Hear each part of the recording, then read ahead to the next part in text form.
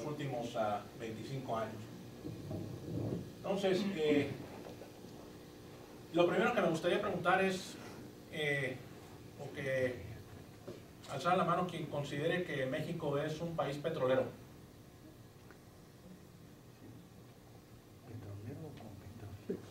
Bueno, pues tenemos opiniones divididas, ¿no? ¿Y en qué lugar creen que esté respecto a la producción de petróleo crudo en el mundo?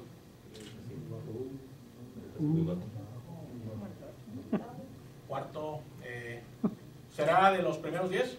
Sí. ¿Sí? Bueno. Pues miren, esta es una gráfica que presenta la producción petrolera por país desde más o menos 1992 hasta pues, el año pasado. Y bueno, lo primero que observamos es que pues, la tendencia a la producción, cuando lo vemos así de manera global, pues va a la alza. Año con año pues, se está produciendo más y más, ¿sí?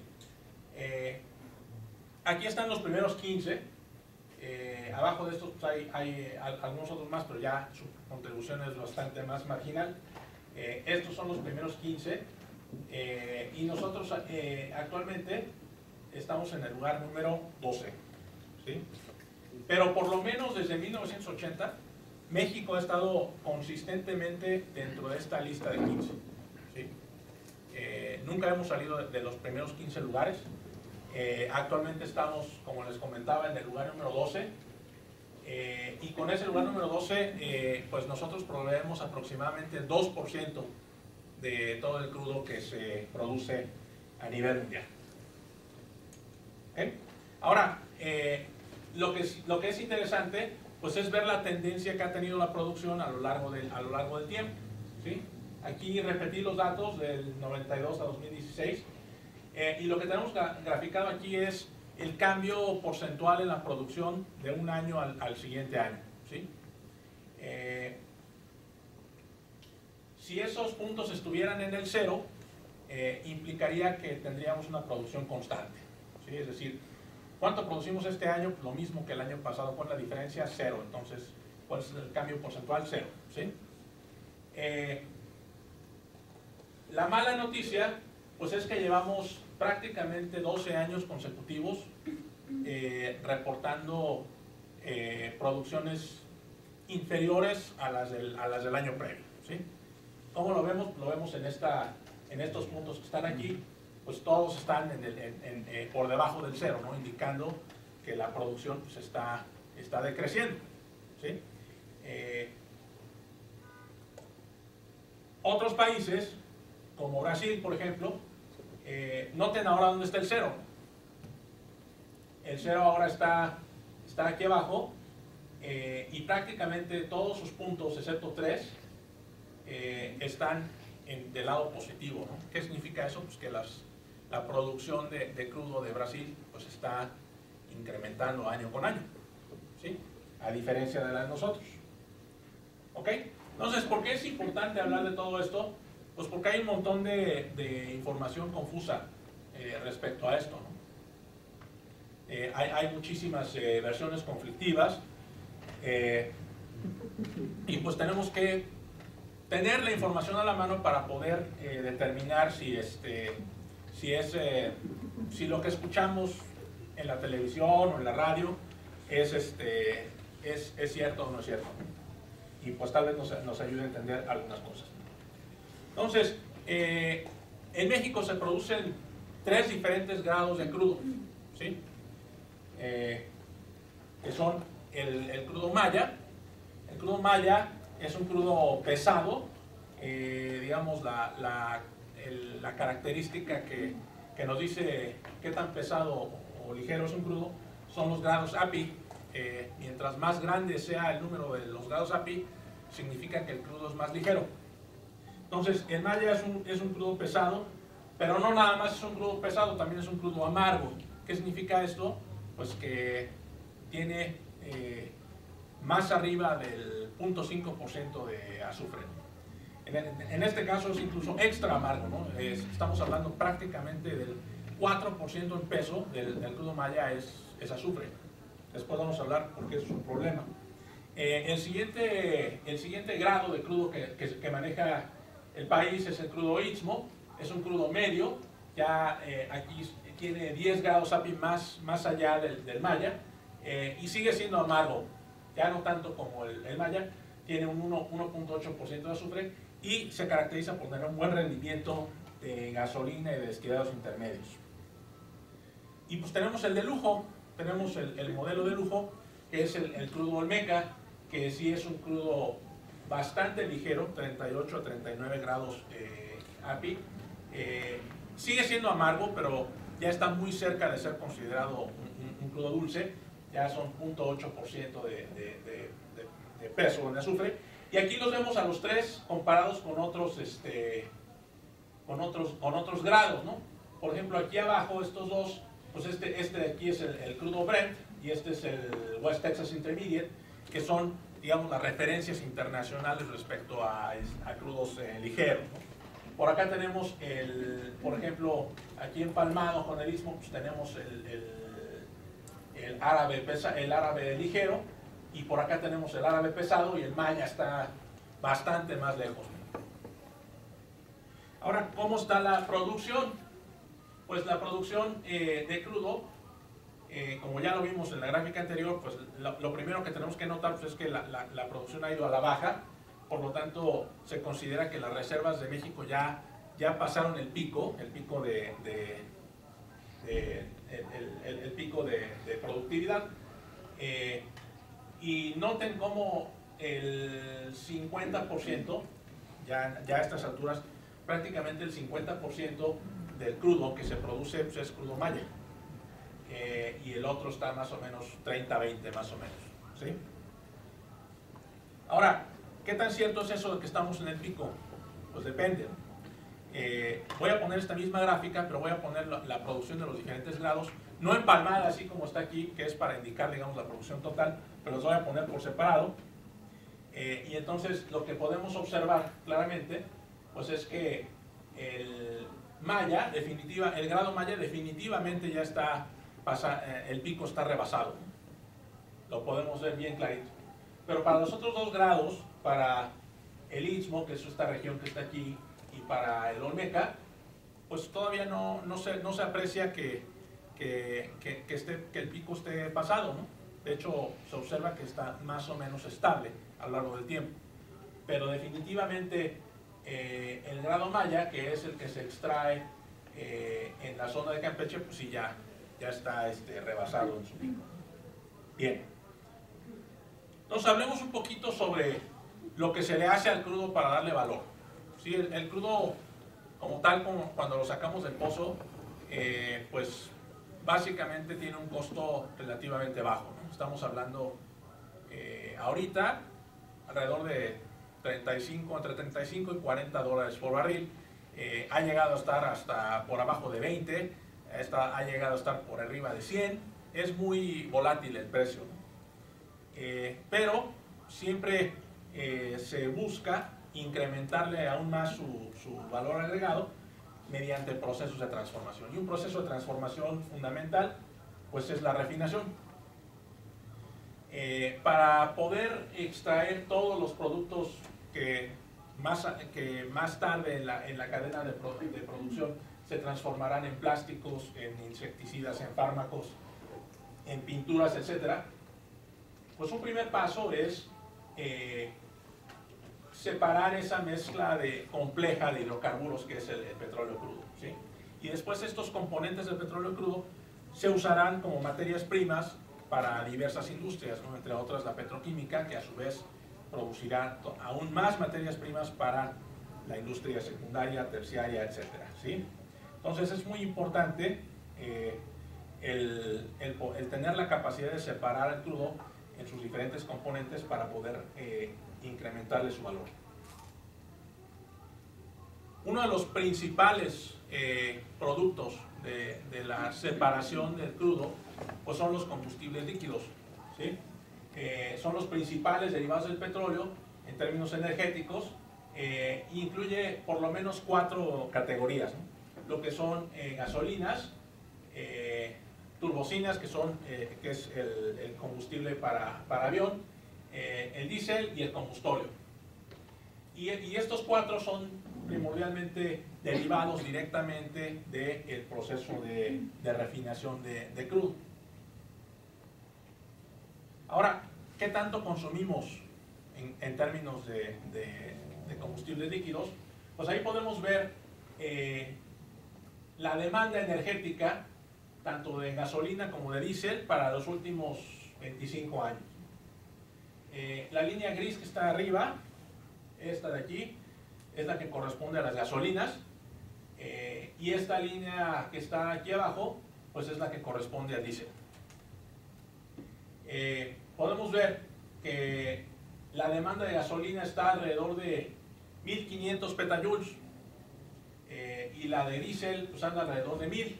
Entonces estamos hablando de 2500 petajoules de energía que se consumen en forma de combustibles líquidos. Esos 2500 petajoules representan el 50% del gasto energético total del país. Es decir, de toda la energía que se consume en el país, la mitad nos la gastamos en forma de gasolina y de diésel, ¿sí? Esto equivale más o menos a 800,000 barriles de gasolina diarios, y este equivale más o menos como a 500,000, más o menos, ¿sí? Entonces esa es nuestra hambre por combustibles líquidos, ¿sí? Y obviamente pues necesitamos sacarlos de algún lado, y obviamente pues, el lugar de donde sacarlos es pues, del petróleo crudo. Esta es una típica torre de destilación en una refinería, ¿sí? Básicamente la operación de separar al crudo en sus componentes pues no es más que una secuencia de etapas de calentamiento, ¿sí? donde vamos teniendo etapas y cada etapa está a diferente temperatura, y por lo tanto en cada etapa se extrae un producto en particular, ¿sí? Estas torres típicamente miden unos 20-30 metros de alto, ¿no? Más o menos. Entonces, operan a base de una diferencia de temperaturas. La temperatura más baja está en la parte superior, y conforme nos vamos hacia el fondo de la torre, pues va subiendo la temperatura. Entonces, por el domo de la torre, pues lo que sale son los volátiles, son los compuestos que a 25 grados o menos, pues ya son vapores. Después hay una fracción que sale entre 25 y 175, después otra entre 175 y 275, etc. Ahora, ¿por qué se detiene ahí? Porque hasta esa temperatura es donde yo puedo hacer esa separación por destilación a presión atmosférica. Si yo deseo de esta fracción, que saldría aquí por debajo de 350, si la quiero separar todavía más, necesito realizar la operación de destilación, pero ya no en atmósfera, sino en vacío. Y con eso logro extraer aquí otra fracción entre los 350 y 538, y ya por arriba de 538 ahí sí ya no puedo separar, ¿sí? Y básicamente lo que tengo ahí abajo son asfaltos y chapopote. Entonces, ¿qué representan cada una de estas fracciones? La fracción más ligera, como ya lo dije, son los que son volátiles de inmediato, y básicamente se usan para la fabricación de gas licuado de petróleo, gas LP. Pero realmente en una operación de refinación es poco lo que se saca de eso, ¿no? Prácticamente todo el gas LP se extrae en el pozo, ¿sí? Poco se recupera en la operación de destilación. Después, esta fracción entre 25 y 175 son las naftas. Las naftas son la materia prima principal para la manufactura de gasolinas. Después viene la fracción de querosenos, y los querosenos son básicamente la materia prima principal para lo que es turbocina o combustible de avión. Después viene el diésel, que es primordialmente para transporte pesado. Después viene el combustóleo, que se usa para transporte primordialmente marítimo. Hasta hace unos años también se usaba mucho en México para producción eléctrica, pero pues ya nos estamos alejando bastante de las plantas termoeléctricas base combustóleo, y ya prácticamente todo se está transformando a gas natural y a ciclo combinado. Y acá abajo pues, salen los asfaltos y las breas. Y eso pues, básicamente se utiliza para la fabricación de asfalto, ¿no? Para pavimentación e impermeabilizantes. ¿Okay? Entonces, la pregunta es, si yo alimento un cierto tipo de crudo, ¿qué tanto sale de cada fracción? Entonces, el rendimiento de cada fracción de destilación va a estar muy en función del tipo de crudo que yo alimente a mi sistema. Si yo le alimento crudo maya, el 16% son naftas, el 13% son querosenos, el 10% diésel, 23% combustóleo, y prácticamente el 40% del barril sale en el fondo, ¿sí? Sale en forma de asfaltos y chapopotes, donde le puedo extraer ya muy poco valor.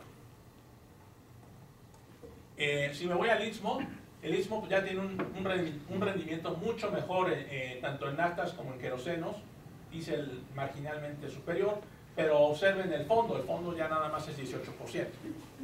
Y si nos vamos a la Olmeca, todavía mejor, ¿sí? El Olmeca nos da 30% rendimiento en naftas, 20% en querosenos, 13% diésel, etc., ¿no? Ahora, cabe mencionar que cuando vino el boom petrolero, todas las instalaciones de Pemex, para nuestra mala fortuna, fueron diseñadas, o el diseño se basó en ensayos de crudo Olmeca, es decir, asumiendo que siempre íbamos a estar procesando crudo ligero. Entonces, ya conforme avancemos en la presentación, va a ir quedando cada vez más claro cómo las capacidades para procesamiento de fracciones ligeras están sobradas y las capacidades de procesamiento para fondo de barril están sumamente cortas. Bien, entonces, mencionábamos el contenido de azufre de los crudos, ¿no? Eso que ven ahí en la fotografía son imágenes de una refinería real, donde pues ahí se va acumulando todo el azufre que le retiran al petróleo crudo. ¿Por qué hay que quitárselo? Ante todo porque hay regulaciones ya internacionales respecto a combustibles que nos limitan el contenido de azufre en los diferentes combustibles. ¿Sí? Tenemos que tener gasolinas y diésel, combustóleo, pero de bajo azufre. Esto es porque si yo tomo combustibles con un alto contenido en azufre y los quemo en mis vehículos, en el escape voy a tener una alta concentración de óxidos de azufre que cuando entran en contacto con la humedad atmosférica, pues tienden a formar ácido sulfúrico. Entonces, es cuando tenemos el fenómeno de la lluvia ácida.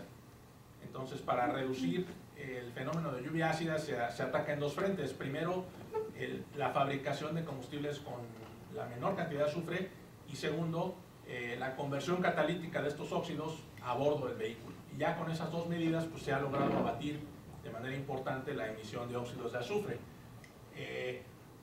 Para nuestra desgracia, todos los grados de crudo que manejamos de manera local pues tienen altos contenidos de azufre.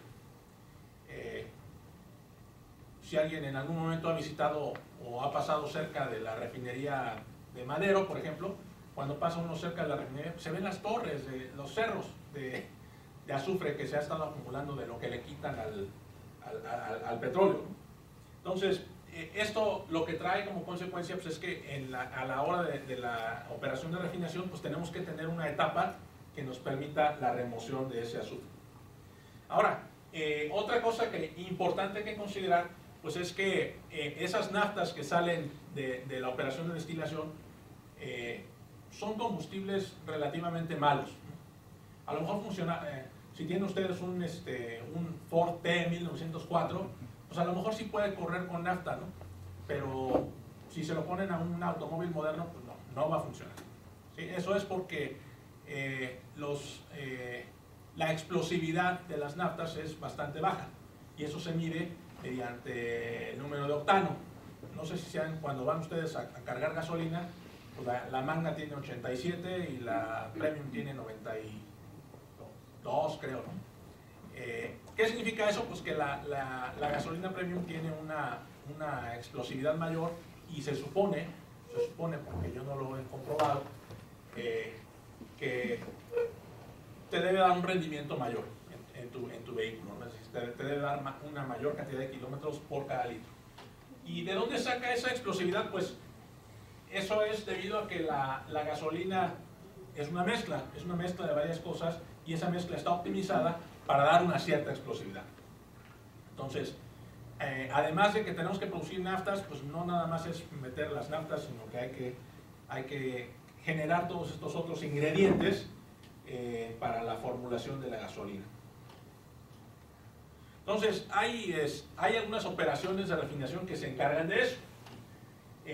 Como ya lo dije, las naftas que salen directamente de la torre de destilación pues no son muy eficientes como combustibles porque tienen un bajo octanaje. Entonces, hay dos operaciones de refinación que se utilizan para modificar las naftas. Una es el reformado, y esto implica la conversión de naftas cíclicas o cicloalcanos, como le dicen algunos, a hidrocarburos aromáticos, ¿no? A BTX, que es benceno, tolueno, gileno, ¿sí? Son compuestos aromáticos, y este proceso típicamente se realiza sobre las naftas pesadas. El otro proceso es el isomerizado. El isomerizado es convertir naftas lineales en naftas que tengan ramitas, ¿no? en isoalcanos, y de este modo pues, se va aumentando el número de octanos de la gasolina. Hay un tercer proceso, pero este se lleva a cabo no directamente sobre las naftas, sino con las olefinas que se producen en otro proceso que es el FCC, del cual vamos a hablar en unos instantes, y es el proceso de alquilación. La alquilación es la formación otra vez de isoalcanos de cadena más larga, haciendo reaccionar un grupo alquil con olefinas ligeras, ¿no? Las olefinas son estos compuestos, los compuestos que tienen un doble enlace por ahí, ¿sí? Entonces, lo que hacemos es romper el doble enlace y en su lugar metemos una cadena relativamente larga y entonces podemos hacer hidrocarburos ramificados bastante complejos. ¿Ok? Ahora, conforme la operación de refinación va utilizando crudos más y más pesados, la fracción de destilación que se va quedando en el fondo pues va aumentando, ¿sí? Hasta que llega, como lo vimos para el caso del petróleo Maya, casi al 40%. De alguna manera hay que aprovechar eso, y básicamente se hace a través de dos operaciones, ¿sí? Una es el rompimiento catalítico fluido, que en el medio todo el mundo le dice FCC por sus siglas en inglés, y la otra es la coquización retardada. La operación de FCC o una planta de FCC lo que hace es que toma diésel o toma gasóleo y lo transforma en naftas y olefinas, y lo toma cadenas largas y lo rompe a cadenas más pequeñas.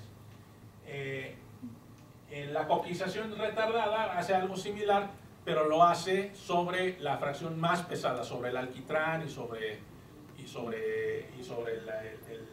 las breas, y también transforma algo de eso en gasóleo, y lo que queda de residuo es prácticamente coque, ¿sí? Grafito, ¿sí? Hace poco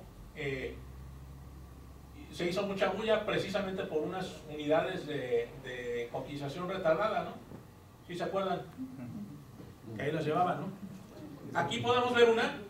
Esta tiene 4 torres, ¿sí la ven? Este es la planta de coquización retardada, y esta es una planta de FCC. Entonces, la planta de coquización retardada lleva estas torres, y aquí podemos ver cómo van moviendo una, y aquí están las 5 que van a ir a Tula, ahí en el puerto de Altamira. Entonces, creo que todavía hay algunas ahí esperando ser movilizadas. Entonces, sí se está haciendo algo para incrementarle la capacidad de procesamiento de fondo de barril a las instalaciones mexicanas. Entonces, ¿cómo se ve entonces una operación de refinación? Pues lo más elemental es esta operación, donde lo que tenemos es nada más una torre de destilación atmosférica, metemos nuestra mezcla de crudos y nos sale nafta, querosenos y diésel, y acá abajo tenemos el residuo, todo mezclado. ¿Sí? Si queremos separar ese residuo para obtener gasóleo, pues le tenemos que añadir esta etapa de destilación de vacío, y ya nos permite separar el gasóleo que sale aquí de lo que es el residuo, ¿sí? El residuo de vacío. En el caso de los crudos de alto azufre, pues aquí tenemos que poner unidades de hidrotratamiento, que lo que hace, su función es quitar el azufre de los compuestos, y pues obviamente necesitamos una para naftas, una para querosenos y una para diésel, y ya tenemos la capacidad de fabricar combustibles con bajo azufre. La siguiente etapa pues, es mejorar las naftas, y eso lo hacemos mediante operaciones de isomerización y de reformado para generar aromáticos y para generar alcanos ramificados, y eso ya nos da mejores gasolinas, ¿sí? Entonces ya nuestra gasolina ya es una mezcla de naftas, de aromáticos y de isoalcanos. Normalmente ya para lo que es turbocina ya no hay necesidad de tratamiento posteriores, se usa directamente como viene de la destilación, y lo mismo del diésel. Ahora, normalmente este combustible de aquí no tiene tanta demanda, entonces muchas veces lo que sale de esta fracción se mezcla con el diésel para obtener un diésel de un poco mayor calidad, ¿sí? Entonces, hasta ahí si no queremos aprovechar el fondo de barril. Si queremos aprovechar el fondo de barril, pues ahora tenemos que tomar el combustóleo, tratarlo, y meterlo a una unidad de FCC. La unidad de FCC lo que va a hacer, lo va a transformar en naftas y en olefinas. Las olefinas las mandamos a la unidad de alquilación, y aquí viene lo que le llaman el alquilato, y entonces ahora nuestra alberca de gasolinas ya tiene 5 contribuciones. Si nos queremos ver todavía más ambiciosos, pues todavía el residuo lo podemos tratar mediante una unidad de coquización retardada, que nos va a dar todavía más naftas, más gasóleo, y entonces el rendimiento hacia los combustibles de mayor calidad pues va subiendo conforme vamos añadiéndole nuevas unidades a nuestra refinería, ¿no? En amarillo están todas las unidades de hidrotratamiento, aquí en negro están las unidades que tienen que ver con la destrucción del fondo de barril para transformarlo en cosas más útiles en los ligeros, y en azul están las unidades que se encargan de producir los aditivos para la gasolina. Entonces, ¿qué necesitamos para saber cuánto va a producir la refinería de cada cosa? Pues necesitamos, primero que nada, saber la capacidad de todas y cada una de las unidades que forman la refinería. Necesitamos saber qué mezcla de crudos se va a alimentar, las fracciones de destilación que nos arroja cada grado de crudo, los rendimientos para las unidades de FCC y de coquización. Tenemos que fijar la producción de dos de los productos. En este caso podemos fijar, por ejemplo, diésel y turbocina, y entonces a calcular nos queda el rendimiento de gasolina y el rendimiento de combustóleo. Entonces, pues se puede armar en este caso se utilizó para este trabajo una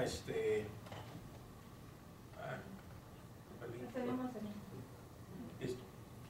Se utilizó para este trabajo una hoja de Excel donde se dan como entrada esas cosas que comentamos, la alimentación de crudo, los rendimientos deseados de algunos de los productos, y ya nos puede dar los rendimientos de gasolina y su composición.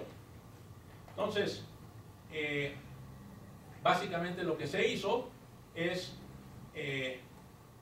vamos a suponer que ya no queremos producir más combustóleo, ¿no? La demanda de combustóleo es cada vez menor y menor y menor, Antes no había tanta preocupación porque se usaba, CFE era el principal cliente, ese cliente está desapareciendo, entonces ahora el problema grande de las refinerías es que si meten crudo están sacando combustóleo y no saben qué hacer con él. Entonces, vamos a suponer que quisiéramos montar una refinería donde no se produjera combustóleo, ¿sí? Con el balance en masa podemos considerar todas estas unidades que son las que están en los bloques que están en el diagrama que vimos hace un momento. Todo está normalizado a la entrada de crudo, es decir, si tengo una unidad de 200.000, una refinería de 200.000 barriles diarios, pues tengo que multiplicar todos estos números por 200.000, ¿sí? Y ya me da la capacidad. Entonces, las capacidades para lograr el objetivo, que en este caso es producir 0 combustóleos, varían dependiendo de la mezcla de alimentación. ¿Sí? Si yo meto, por ejemplo, 100% Olmeca y nada de los otros dos, estas son las capacidades, ¿sí? Noten cómo la unidad de coquización, por ejemplo, es el 11% de la capacidad total. Eso es porque la destilación del crudo Olmeca prácticamente no produce pesados, ¿sí? Produce 11%. Entonces, con eso es más que suficiente. Vean el Maya, por ejemplo, comparen esta columna con esta, ¿no? Esta es la columna o las capacidades para alimentación con puro Olmeca y esta es la columna para alimentación con crudo exclusivamente Maya. Vean las capacidades de FCC y de coquización, pues es el triple, ¿sí? Entonces, si yo no diseño con cuidado la instalación y la diseño para operar con Olmeca y mañana me dicen, ¿sabes qué? Ya no hay Olmeca, hay que meterle Maya, ya no va a funcionar. No va a funcionar porque voy a tener un cuello de botella aquí, ¿sí? Si mi coquizadora solo puede tomar 10.000 barriles diarios, de ninguna manera le voy a poder meter 30.000, los 30.000 que está generando la destilación, ¿no? Entonces voy a tener problemas. Entonces estas son las capacidades óptimas para diferentes mezclas, ¿sí? Aquí está puro Olmeca, puro Istmo, puro Maya. Esta es una mezcla 50-50 de Istmo y Maya. Esta es una mezcla 50-50 de Olmeca y Maya. Esta es 80-20 de Maya Istmo. Esta es la mezcla de partes iguales de los 3 grados. Y esta es interesante porque esta es la mezcla que se obtendría si tomamos la gráfica de producción. Es decir, esta ya trae las proporciones de producción de cada grado, ¿sí? Entonces, lo que tenemos que hacer es, pues, hay que encontrar un número que nos permita abarcar todos estos casos, ¿no? Y preferentemente, pues, que no sea el máximo, ¿no? ¿Por qué? Porque si escogemos el máximo, pues si operamos en otras condiciones, pues va a quedar demasiado sobrado, ¿no? Y obviamente construir una unidad grande es dinero, ¿sí? Entonces, de acuerdo con esto y considerando, por ejemplo, que ya prácticamente nada de crudo Olmeca entra al sistema de refinación, todo lo exportamos, pues nos podemos olvidar, por ejemplo, de esta columna. Y nos podemos olvidar también de esta columna, estas nunca van a pasar. Y entonces nos quedamos con los casos donde estamos usando el ligero y el pesado, pero nunca el superligero. Entonces, nos quedamos con estos números que son valores intermedios para esos casos. Ahora, si yo tomo esos valores, ¿cómo se ven los productos, la tabla de productos? Pues si yo tomo los mismos casos de alimentación de crudo y tomo las capacidades que están aquí indicadas en rojo, lo que vemos es que en todos los casos prácticamente se cumple el objetivo, tenemos 0 producción de combustóleo, excepto por ejemplo en que es el de puro Maya, ahí no logramos convertirlo todo, y tampoco en que es una mezcla 80-20 de Maya Istmo. Y si notan también los residuos, o sea los asfaltos y las breas, pues andan del orden del 7% en los mejores casos hasta el 12%. Pero los rendimientos de gasolina invariablemente están por arriba del 50%. ¿Sí? Ahora, dependiendo también de la composición de la mezcla de crudos de alimentación, pues también la gasolina va a tener diferentes composiciones. La nafta de FCC, por ejemplo, para los casos de alimentación donde tenemos exceso de crudo pesado, pues su contribución es importante, ¿no? Y para los ligeros pues es menor, ¿sí? La nafta de la coquizadora retardada pues también va variando su contribución, es esta de acá arriba, ¿sí? Ahora, en cuanto a cómo, digo, todo eso está muy bien, ¿no? Y ya estaría ideal que pudiéramos tener esos rendimientos, ¿no? El problema es el siguiente. Ahí están las 6 instalaciones de refinación con las que el país cuenta actualmente. Tenemos una en Nuevo León, una en Tamaulipas, una en Hidalgo, una en Guanajuato, una en Veracruz y una en Oaxaca, ¿sí? Entre paréntesis, junto al nombre, lo que tienen es la capacidad de procesamiento, ¿sí? La capacidad teórica de procesamiento. Y ahorita van a ver por qué digo que teórica.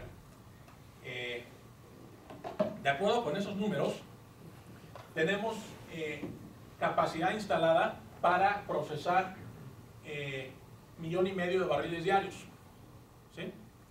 Si tuviéramos eso, si lo comparamos con los 2 millones de barriles diarios que tenemos ahorita de producción, tenemos suficiente infraestructura en el papel para procesar el 75% del crudo que producimos en México, ¿sí? Considerando un rendimiento de gasolina de 0.55,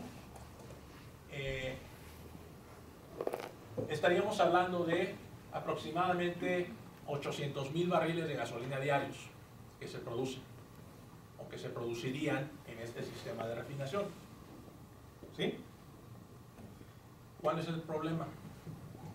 Estos son los datos de procesamiento de crudo anualizados para cada una de esas 6 instalaciones. Lo primero que nos fijamos es que en los últimos 25 años estamos incluso por abajo de la capacidad que le llaman de placa, ¿no? Es decir, la capacidad de diseño de la refinería.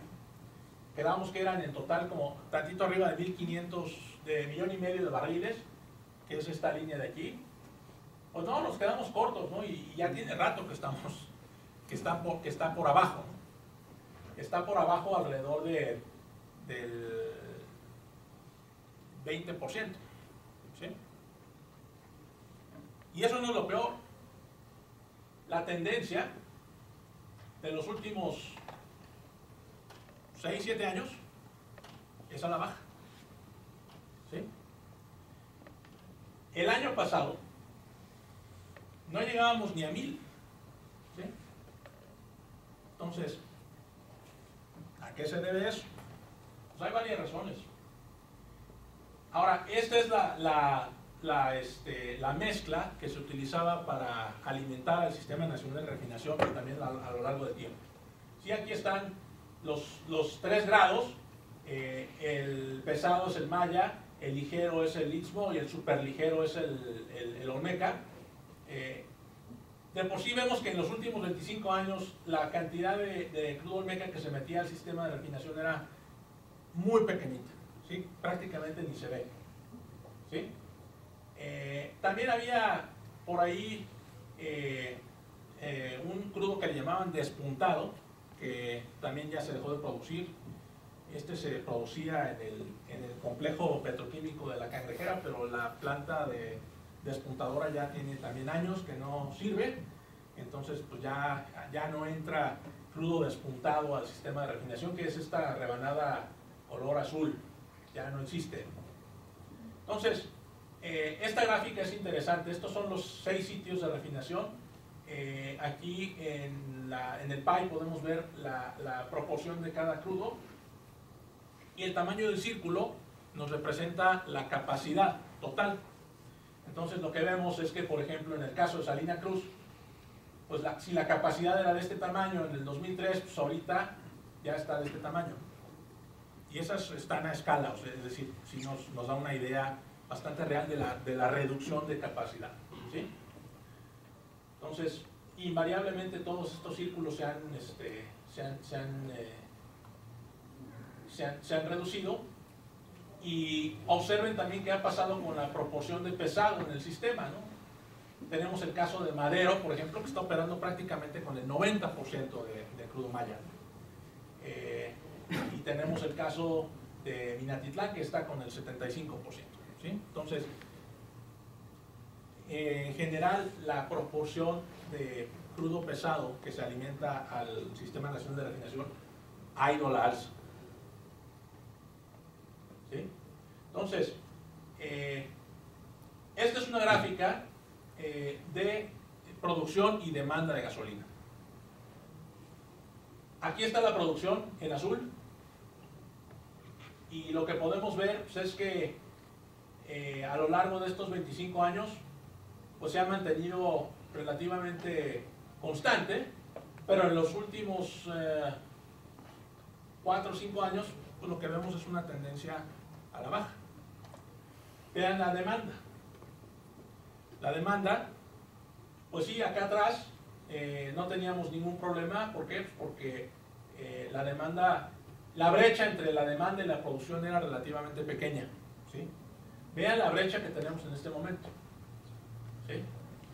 La brecha que tenemos ahorita es de más o menos el 50%. Es decir, la producción nacional cubre apenas la mitad de la demanda, ¿sí? ¿Qué tenemos que hacer? Pues tenemos que importar gasolinas, ¿sí? Entonces, ¿cuál es el problema de eso? Pues el problema es que las gasolinas importadas pues no nos las venden en pesos, nos las venden en dólares. Entonces,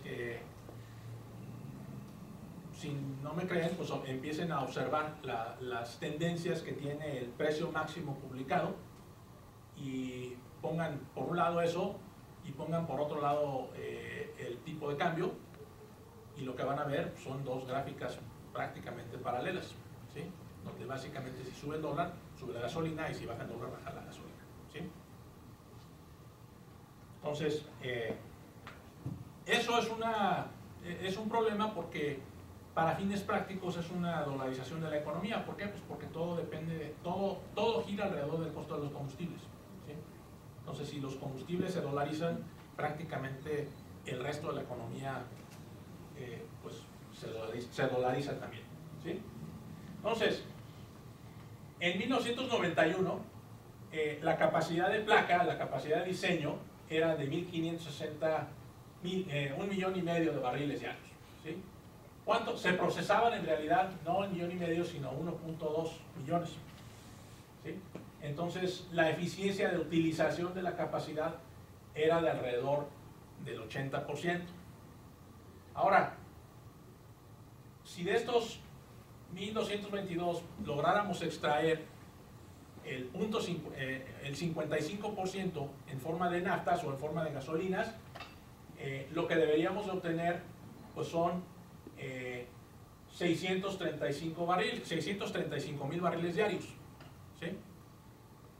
El sistema en realidad estaba arrojando 420,000 en lugar de 635,000. Entonces, la eficiencia de producción de gasolina anda del orden del 66% respecto a la óptima.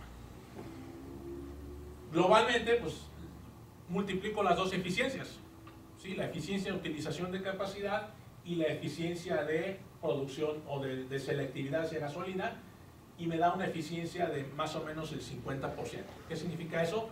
Que la potencial cantidad de gasolinas que yo podría estar produciendo en el Sistema Nacional de Refinación, produzco la mitad.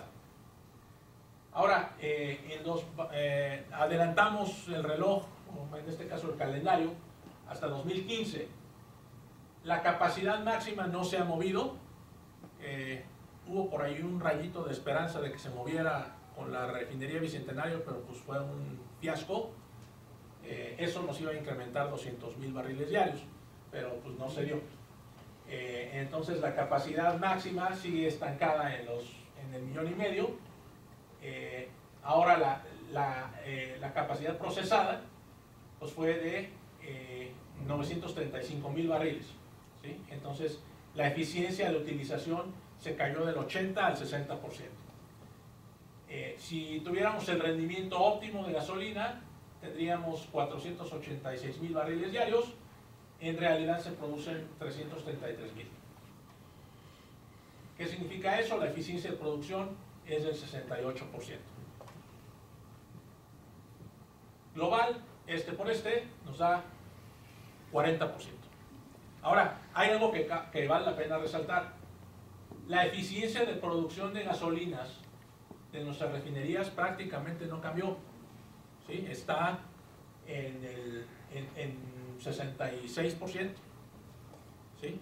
Eso ya nos habla de que el problema real del Sistema Nacional de Refinación es que se diseñó para operar con crudos ligeros. ¿Sí? Y ahorita que está operando con crudos pesados, pues no está respondiendo. Y esa es una de las razones por las cuales pues tienen que correrlo a media capacidad o a la tercera parte de la capacidad. ¿Sí? Entonces, aquí están la tabla de productos del Sistema Nacional de Refinación y observen cómo llevamos ya tiempo con esa problemática. O sea, no es una problemática nueva. Aquí están las cinco diferentes fracciones y observen cómo prácticamente no hay cambios. ¿Sí? El Sistema Nacional de Refinación nos está arrojando consistentemente los mismos productos. ¿Sí? Entonces, tenemos que identificar dónde está el problema. El problema fuerte del Sistema Nacional de Refinación es esta rebanada. Esta rebanada que nos representa la cuarta parte de la producción y que nadie quiere comprar y que está a un precio risible, ¿no? Pero nadie la usa. Entonces, nos tenemos que hacer que esta rebanada baje lo más posible, ¿no? Ya vimos que con una refinería optimizada, esta rebanada, son el residuo, lo podemos bajar al 10%, ¿sí? Y todo lo demás se nos quedan productos que sí usamos y que sí se venden. Entonces, estas son las capacidades de los diferentes procesos que hemos discutido para las 6 instalaciones de Pemex, ¿no? Entonces, noten, por ejemplo, que Cadereyta y Madero no tienen destilación de vacío, ¿sí? Noten que no hay desulfuración de residuo más que en Madero. La coquización retardada solo en Cadereyta y en Madero hay, ¿no? Ahora ya en Tula ya también va a haber. FCC, las capacidades están muy por abajo de lo que debería ser la óptima. Entonces, lo que hicimos fue calcular el déficit de capacidad de procesamiento para cada uno de estos procesos en cada uno de los sitios. Y entonces, lo que vemos pues, es que hay déficit en la destilación de vacío, pero los déficits más grandes están aquí. ¿Sí? ¿Sí los ven? ¿Y qué es eso? Esas son las operaciones de procesamiento del fondo de barril. ¿Sí? Y es lo que más estamos produciendo en este momento. Entonces, ese es el problema de fondo. ¿Sí? El cuello de botella del Sistema Nacional de Refinación está en su incapacidad de procesar el fondo de barril. ¿Sí? No tiene el menor caso operar la refinería si lo único que está haciendo es producirme cosas que solo voy a acumular y que después tengo que hasta regalar, porque ya no hay nadie que las quiera. ¿Sí? Entonces, teniendo estos números, pues yo ya puedo identificar las necesidades de infraestructura del Sistema Nacional de Refinación para optimizarlo, para poder hacer que me genere el mayor rendimiento hacia los combustibles de alta calidad, que son la turbocina, la gasolina y el diésel.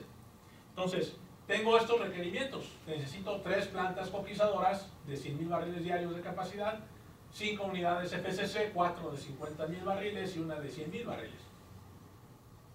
Hidrotratamiento, pues tengo tanto en la parte de diésel como en la parte del residuo de vacío.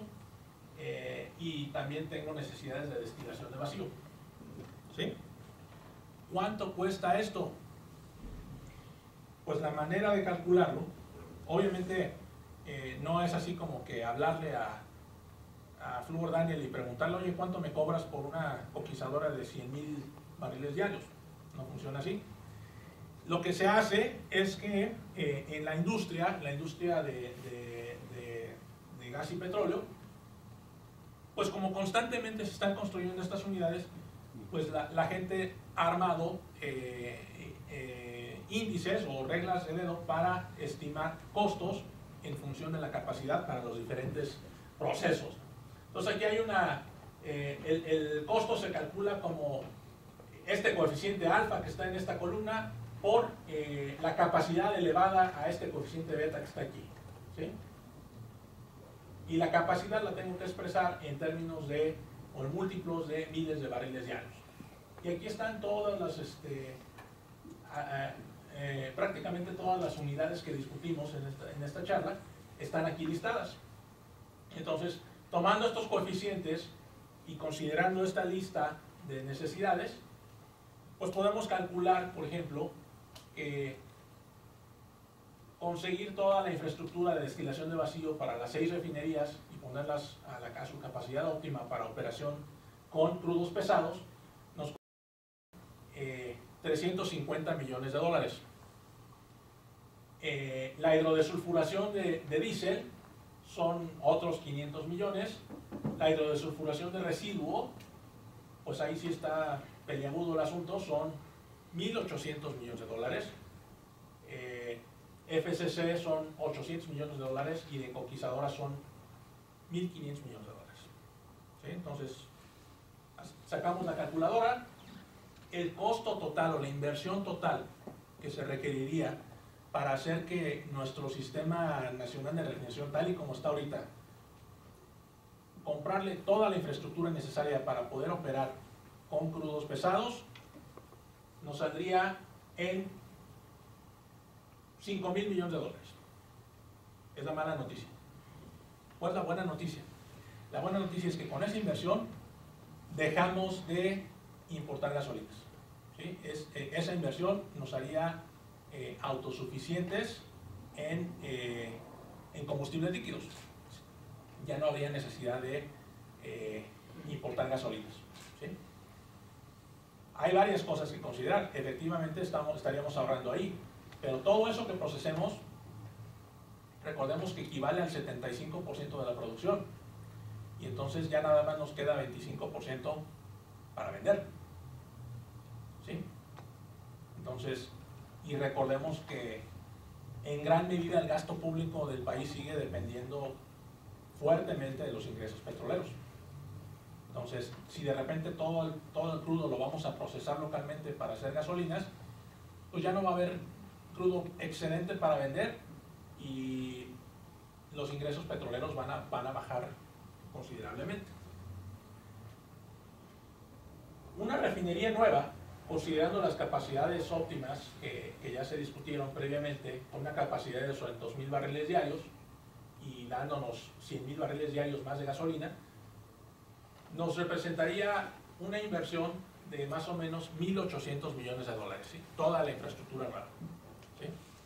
Si de repente dijéramos, pues ya vamos a tirar todas esas 6 carcachas que tenemos ahí y vamos a hacer todo nuevo, pues multipliquen este número de aquí por 6, ¿sí? Para poder alcanzar la capacidad necesaria.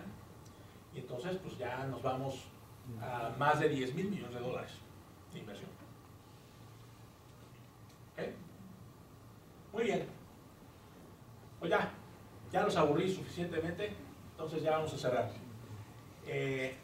México sigue siendo un país petrolero, le pese a quien le pese.